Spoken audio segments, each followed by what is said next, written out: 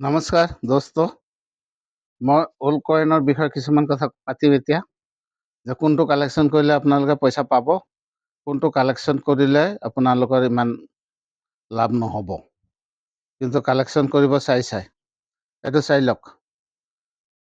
148786, কিন্তু এইটো যদি 000786 হ'লে হয়, এইটো মোটামুটি বহুত টকা পালা হয়, মানে 5 লাখ টকা ভেলু আছিল।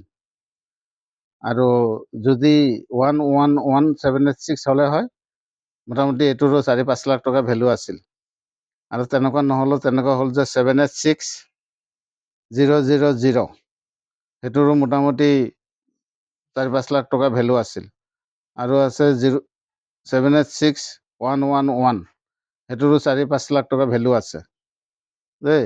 এইটো এক্সিবিশ্যনত লৈ যাব লাগে, মোটামুটি ভাল ভেলু পায়, বহুত দামত আপুনি ভাবিব নোৱাৰিব যে 100 টকীয়া নোট এটা মই ইমান দাম পালোঁ, এইটো বহুত দাম বাঢ়ে। আৰু এইটো এটা আছে ষ্টাৰ, এইটো চাই লওক, এইটো চাই লওক, ষ্টাৰ 40U ষ্টাৰ 253197, এইটো ষ্টাৰ। ইয়াৰো কিন্তু মোটামুটি ভাল ভেলু আছে, ইয়াৰো ভেলু বাঢ়ি গ'ল এতিয়া। ৰিয়াৰ কেটাগৰীত সোমাই গ'লেতো আৰু বহুত দাম। এতিয়ালৈকে ৰিয়াৰ কেটাগৰীত সোমোৱা নাই। বাকী হ'ল এইটো